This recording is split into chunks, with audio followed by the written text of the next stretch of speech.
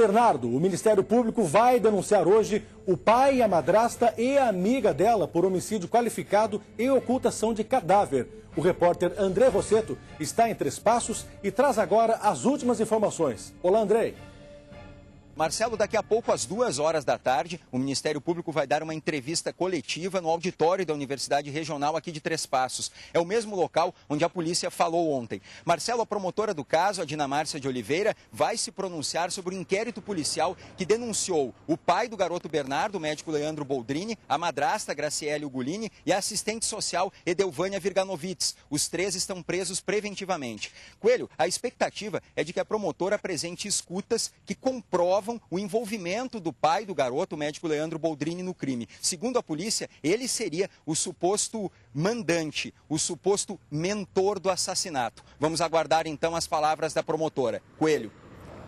Obrigado, André. Daqui a um pouco, então, mais detalhes sobre esse caso, né? A gente vai acompanhar à tarde tudo o que acontecer lá em Três Passos. Eu converso agora aqui, gente, com o criminalista Diego Romero, que nos fala dos próximos passos da defesa dos três acusados. Bom dia, doutor. Tudo bem? Bem-vindo ao programa. Obrigado por ter recebido o nosso convite e aceito. Para começar, o senhor está acompanhando o caso, certamente, né? Porque é de interesse para passar, para nortear os alunos, né? O que o senhor achou dessas provas? São robustas, a seu ver? Não, com certeza, Coelho, eu tenho acompanhado o caso, porque é um caso de grande repercussão. A mídia tem gastado um bom tempo trabalhando nesse caso. E é uma política interessante, inclusive para quem é professor, porque é muito bom passar para os alunos os acontecimentos para que eles consigam, né, fazer essa junção entre os fatos e o mundo do direito. Nesse caso concreto, nós estamos diante, né, de um crime doloso contra a vida, que o procedimento ele dar-se-á a partir do julgamento pelo tribunal do júri. Fora feito o inquérito policial, que é uma fase investigatória, né, a cargo da Polícia Civil, que bem empreendeu essa atividade. Foram inquiridas mais de 100 pessoas, né? Imagine o trabalho hercúleo que foi isso, numa delegacia de interior, sabendo que a Polícia Civil tem dificuldades materiais, mas mesmo assim eu acredito que tenha sido um excelente trabalho da Polícia Civil. Os indícios contra a Edelvânia e a Graciele parece que são bem robustos, a polícia deixou isso bem claro, até porque há confissões envolvidas, imagens e tudo mais. Em relação ao Leandro, há algumas pessoas, o próprio advogado levanta isso, né, que o corpo de provas, de indícios, não seriam tão fortes, né, tão robustos, como se diz no próprio jargão, né, mas é um conjunto de provas, isso, a seu ver, basta para futuramente incriminá-lo, ou seja, condená-lo por esse crime, principalmente como mentor? Na verdade, a função do inquérito policial ela é uma função de formar a opinião do promotor de justiça a respeito do caso. Sim. O promotor de justiça, a partir daquele material, ele vai ofertar a denúncia, o que ocorreu na data de hoje, inclusive haverá uma entrevista coletiva a respeito, e a partir daí, dentro do Poder Judiciário, no curso do procedimento, serão apuradas as provas no curso do contraditório para que possa se ensejar uma condenação. Os indícios eles não são suficientes para ensejar uma condenação do ponto de vista criminal. Sim. Ocorre que, no caso concreto, nós estamos trabalhando com um possível julgamento, veja bem, um possível julgamento pelo tribunal do júri, tendo em vista ainda que o juiz togado vai controlar na primeira fase do procedimento, né, a acusação e verificar que se essa acusação ela tem uma substância. E, ao final, o julgamento ele é feito pelos jurados. E os jurados, diferentemente do juiz togado, eles vão julgar com aquilo que eles conhecerem no dia do plenário. Então, julgarão com a sua íntima convicção, né? E muitos deles não têm sequer conhecimento jurídico sobre indícios, prova, contraditório, perícia. Então, o tribunal do júri ele tem essa peculiaridade. Claro. Então, se nós estivéssemos diante de um julgamento por um juiz togado, por um juiz de direito, os indícios não poderiam ensejar uma condenação ao final.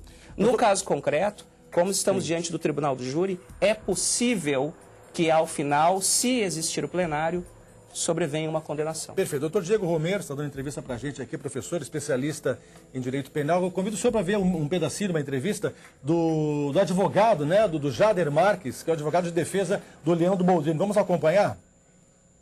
Leandro Boldrini está preso sem qualquer elemento concreto de prova. Eu acho que a imprensa toda e toda a sociedade percebeu isso hoje.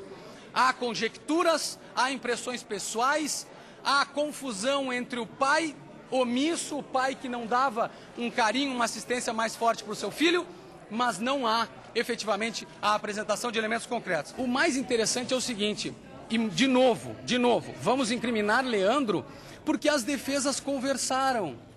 Ora, que absurdo! Então, o advogado, antes de pegar a causa da Edelvânia, pede para falar com um outro advogado. Colega, quero falar com o senhor sobre pegar esse caso ou não pegar.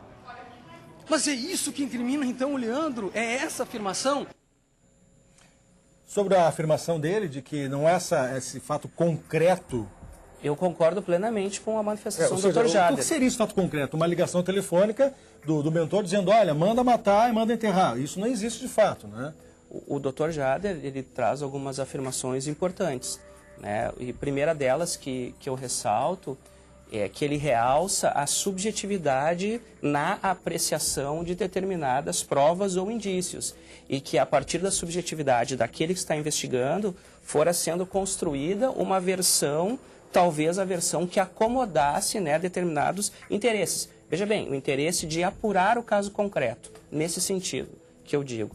Mas, ao mesmo tempo, né, essa prova indiciária, e pelo que o Dr. Jader coloca, que é uma pessoa que eu conheço e tenho muito apreço pela competência do mesmo, me parece que é um pouco frágil esses indícios para que seja formulada uma acusação tão grave. Porque o que o telespectador tem que compreender é que a acusação ela versa sobre um pai matar um filho. Claro. E eu não posso acusar um pai de matar um filho porque em determinado momento advogados venham a conversar sobre teses de defesa. Eu acho que é normal da advocacia que os advogados eles sentem e conversem sobre teses de defesa. Né? O que falaram, talvez isso possa ser apurado, possa ser pensado, mas isso não indica que alguém tenha praticado crime.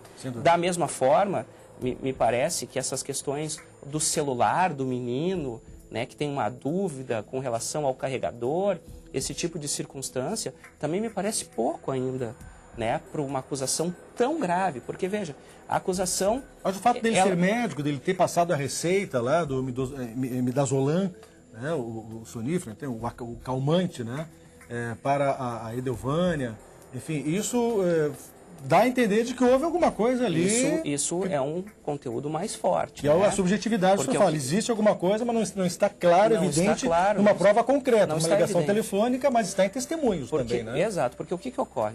Do ponto de vista da Edelvânia, da madrasta, nós temos algumas coisas muito fortes. Por exemplo, aquele vídeo que existe no posto de gasolina, delas indo... Que é esse que estamos mostrando agora. Delas indo com o menino, e depois elas voltam sem o menino, certo? Nesse momento do vídeo elas já estão sem o garoto. E depois eu tenho ainda a materialidade do crime, porque se encontra o corpo no local para onde elas foram, e depois elas retornam sem o menino. Da mesma forma, bate com o tempo da morte do menino, que a perícia assim determinou. Então, nesse sentido, e mais do que isso, né? Até acredito que a confissão venha por essa circunstância toda que foi mostrada a elas, né? Então, eu ainda tenho a confissão que ela vai confirmar aquilo que fez, né? Do ponto de vista do pai, eu tenho uma negativa. Tá bom, nesse sentido. Doutor, muito obrigado pela sua entrevista, pelos seus esclarecimentos. Obrigado por ter recebido o nosso convite, ter vindo aqui com a gente, tá bom? Eu que agradeço a gentileza do convite.